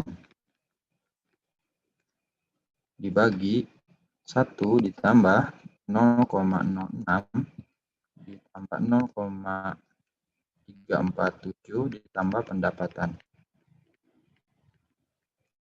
maka sama dengan 0,06 ditambah 0,347 sama dengan 0,407 ditambah pendapatan dibagi 1,407 ditambah pendapatan.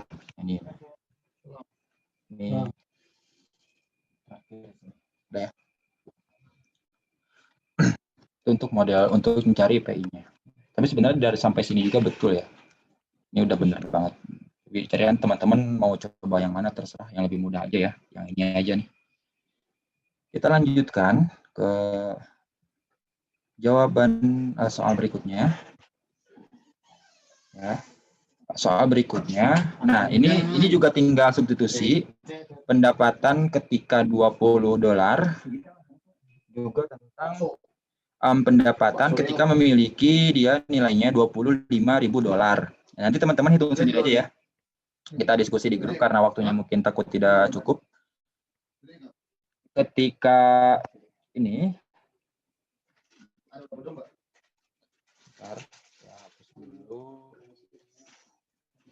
ketika pendapatannya itu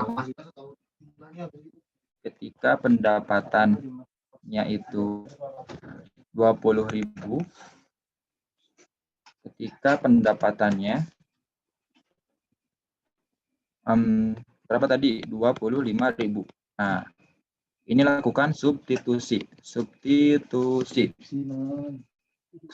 ke ini di atas. Nah, ke ini atau ke sini. Ya. Nah, yang ini ya. Nah, yang ini masukkan ke sini pendapatannya. Jadi kalau dimasukkan ke sini teman-teman lakukan logaritma dulu ya. Logaritma dikali logaritma natural dari 20.000 ya. Kemudian dikalikan ini ya, semuanya lakukan. Atau singkatnya bisa ke sini nih, ke hasil perhitungan yang tadi. PI sama dengan ini ya. Ya. Atau ke sini. PI dengan ini. Nanti teman-teman hitung sendiri dan coba share. Kalau misalnya nilai yang ini berbeda, ya nilai PI ini dan PI ini berbeda, berarti teman-teman menggunakan rumus yang ini, ya. Berarti tadi penyederhanaannya kita salah di sini. Itu ya. Coba aja masukkan. Tuh. Nanti dapat nilai PI-nya. Itu yang kita cari untuk bagian ke C. Kita lanjut ke ya, ini udah yang C, probabilitas peluang. Yang nomor 4 terakhir nih ya, nomor 4 terakhir tentang persamaan simultan. Kita masuk ke persamaan simultan. Ini soalnya saya copy dulu. Ada sebuah persamaan Y1 alfa Y2 ditambah ini ya, ini apa namanya, gamma, tapi gamma itu ini ya, ini gamma, ini sigma, gamma, ini ada beta. Nah, koefisiennya ini persamaan ke-1, ini persamaan ke-2. Nah, jika variabel X itu adalah eksogen, jadi X1 di sini itu, X1 dan X2 itu adalah eksogen, memiliki residual 0 dan tidak ada korelasi. Oke. Yang pertama, identifikasi kedua persamaan di atas. Dan apa metode yang cocok untuk mengestimasinya? Oke, kita estimasi dulu ya yang pertama. Cara estimasinya kita bisa menggunakan rumus, teman-teman ingat lagi rumus ini.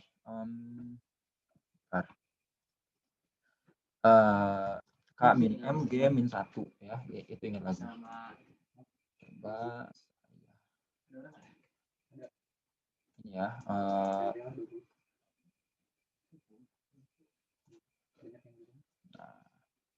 Ini ingat lagi di sini ya. Nah, ingat lagi K min M bandingkan dengan G min 1. Nah, ini bandingkan K min M G min 1. Nah, K itu apa? K itu adalah banyaknya variabel. Jadi semuanya kita hitung K itu. Ada variabel endogennya dan variabel eksogennya. Setiap persamaan semuanya kita hitung. Kemudian yang K itu yang M ya. Banyaknya variabel dalam persamaan tertentu. Nah, misalnya dalam satu persamaan ini berapa jumlahnya? Di sini kan jumlahnya ada 1, 2, 3. Berarti nanti M-nya 3. Yang G itu adalah banyaknya persamaan dalam model. Di sini ada 2 persamaan. Kurangi 1. Kemudian kita bandingkan. Nah, ini keputusannya ada under identification, exactly identification, dan over identify. Nah, untuk yang pertama, persamaan pertama, yang ke-1, K-nya tadi berapa? 1, 2, 3, 4. 1, 2, 3, 4, 5. Ada 5 ya. Ada 5 persamaan, ada 5 variabel, ada 5. Kemudian dalam persamaan pertama itu ada 3 variabel. Ya. Kemudian G-nya itu persamaan 2 ya, ada 2 persamaan, berarti 2 dikurangi 1. Berarti di sini 2 dan 1 atau 2 lebih besar daripada 1. Tuh, itu yang pertama. Lalu yang kedua, K-nya 5 ya. M-nya itu juga ada 3, di sini juga 2 min 1.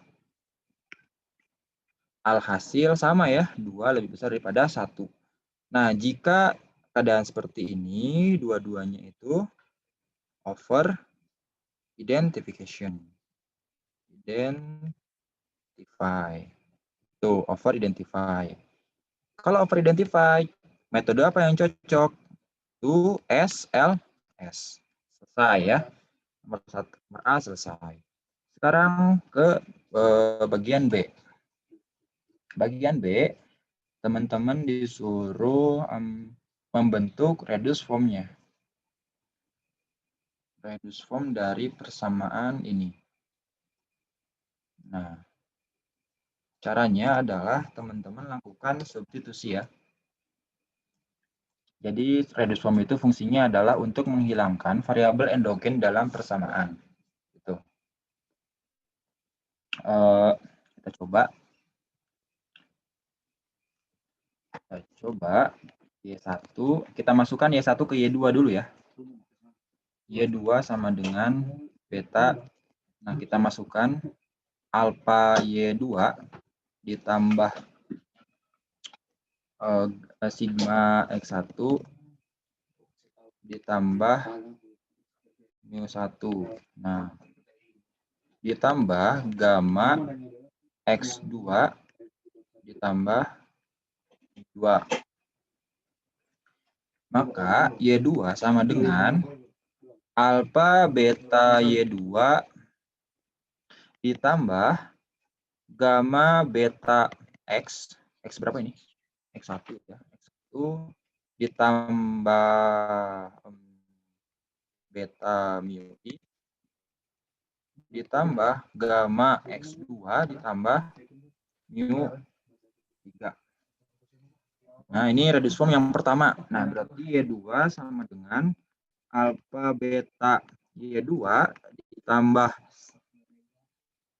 apa ini namanya sigma beta X1 ditambah gamma X2 ditambah kita simbolkan errornya VT ya, digabungkan errornya di sini. V1T misalnya gitu. Selanjutnya adalah kita mencari Y1. Nah, Y1 teman-teman bisa lakukan substitusi ulit lagi. Ini reduce form yang pertama. Oh, mana-mana. Nah,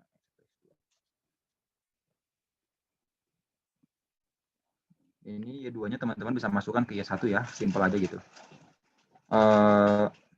Y1 berarti alfa, di sini beta Y1 ditambah gamma X2 ditambah mu2 ditambah ini sigma X1 ditambah mu1. Maka alfa beta Y1 gitu kan alfa, beta. Ini juga belum sih, ini belum Y2-nya kita. Oh, ini belum sih. Bentar. Salah.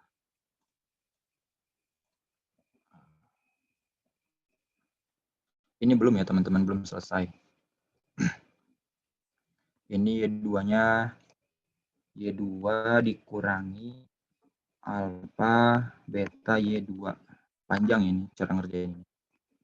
Nah, beta X1 ditambah gamma X2 ditambah V1T. Tuh. Y2 sama dengan bisa di ini 1 dikurangi alfa beta gitu sama dengan ini beta X1 ditambah gamma X2 ditambah V1T. Maka Y2 sama dengan sigma beta per 1 per alfa beta X1 ya ditambah gamma per 1 alfa beta X2 ditambah V1T. Nah, ini baru dapat persamaan radius form yang pertama. Nah, ya, teman-teman. Begitupun untuk Y1 ya, begitupun untuk Y1. Jadi teman-teman nanti coba ke Y1 substitusi Y2 ke ini, ke Y1. Y2 yang ini atau Y2 yang atas boleh, yang mana aja. Ya. Nah, nanti dapat persamaan radius form yang Y1. Nah, kemudian terakhir, saya percepat dulu ya, nanti teman-teman bisa kerjakan sendiri. Kan sini sudah diketahui ya, sudah diketahui nilai dari ini, nah ini. Ya.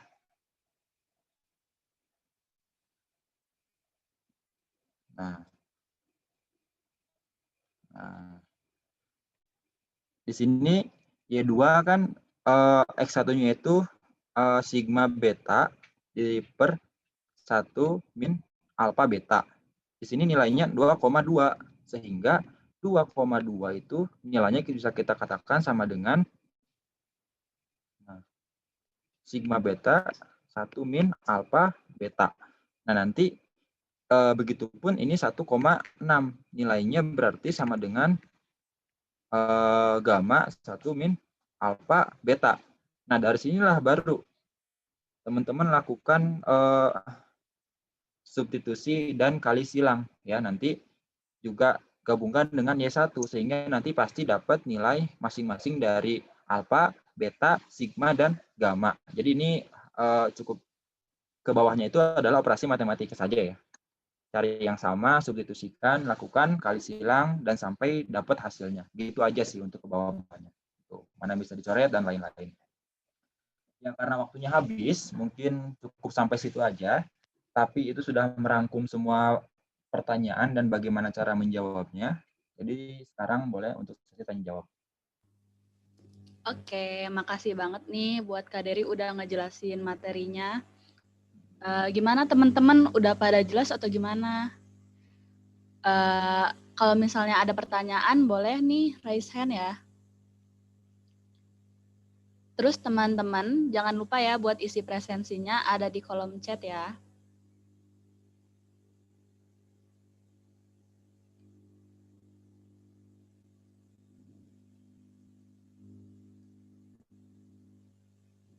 Ayo teman-teman yang mau nanya boleh raise hand ya.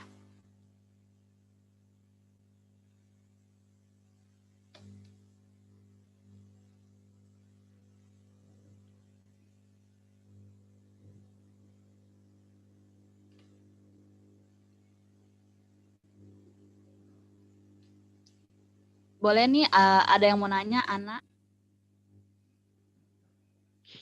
Oke, sebelumnya makasih pada kakak yang udah menjelaskan materinya dengan baik.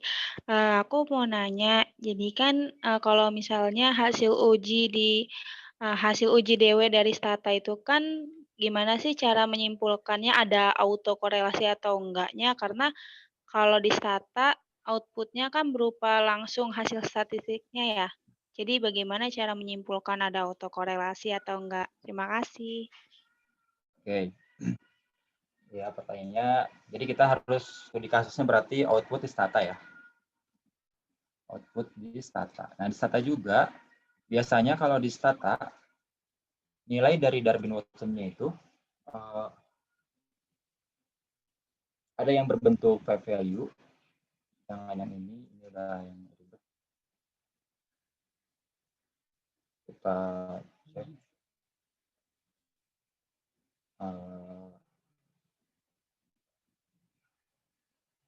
Nah, ini ya, sebenarnya kalau di stata itu ya outputnya.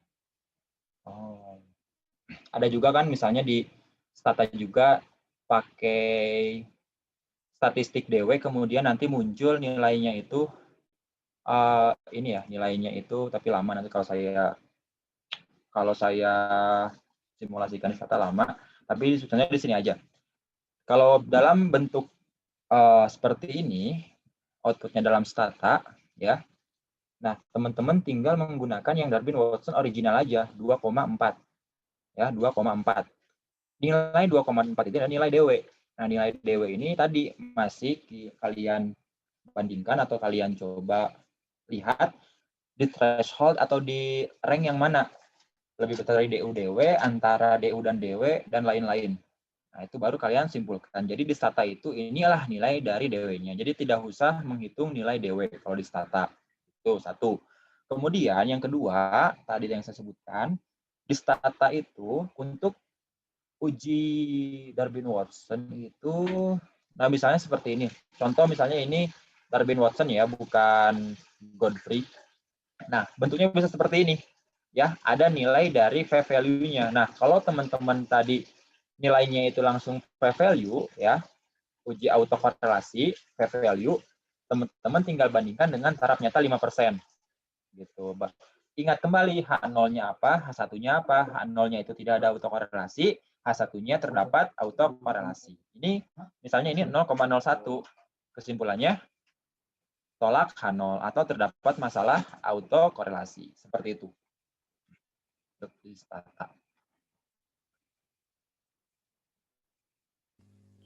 Baik, Gimana? Kak. Terima kasih, Kak. Ya. Oke, satu pertanyaan lagi ya. Ada yang mau bertanya? Boleh langsung raise hand aja.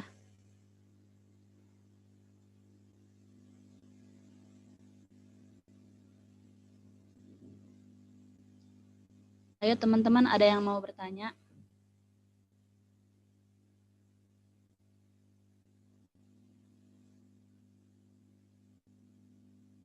Oke, mungkin udah jelas banget kali ya, Kak. Mungkin kalau misalnya teman-teman ada yang mau nanya, boleh nanya langsung di grup kali ya, Kak? Boleh. Jadi tadi kan ada beberapa pertanyaan yang kita belum selesai ya karena waktunya belum cukup. Nah, pertanyaan-pertanyaan yang belum selesai tadi kita bisa coba juga di grup, kita coba hitung dan coba teman-teman share lah di grup ya apakah benar hasilnya atau salah. Nanti kita lihat bersama ya, didiskusikan bersama.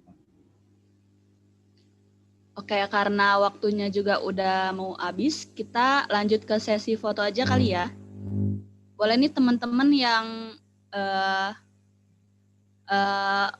boleh teman-teman on cam dulu buat kita sesi foto.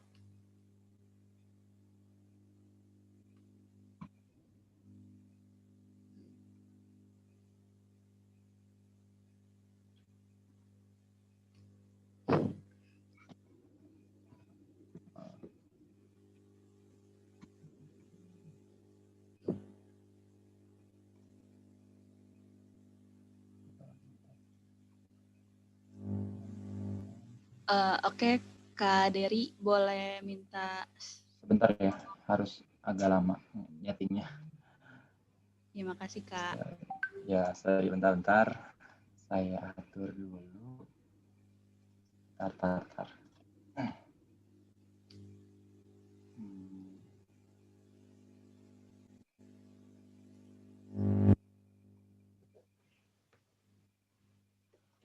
Agak susah, saya nggak bisa, nggak apalah. Udah kok, Kak. Oh iya. Kenapa? Oh, iya belum. Ya, nggak apa-apa. Susah, agak rusak, nggak bisa di ini. Teman-teman yuk on cam buat foto.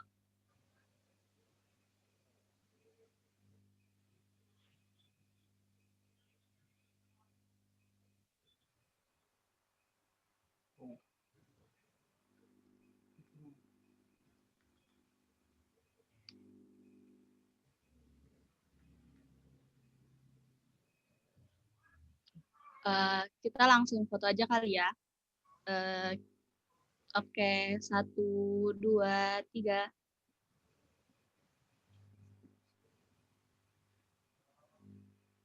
Terus untuk slide kedua ya. 1, 2, 3.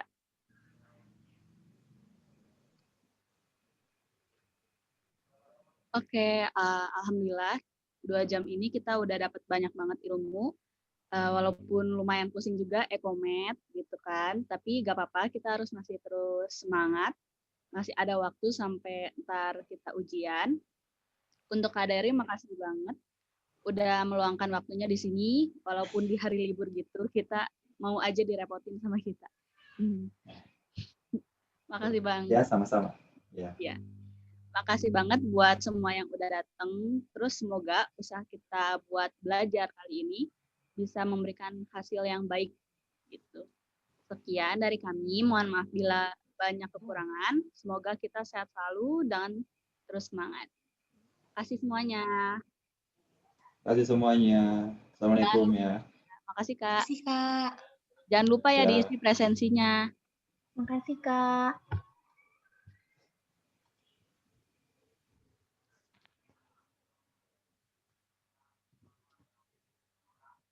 Makasih semua.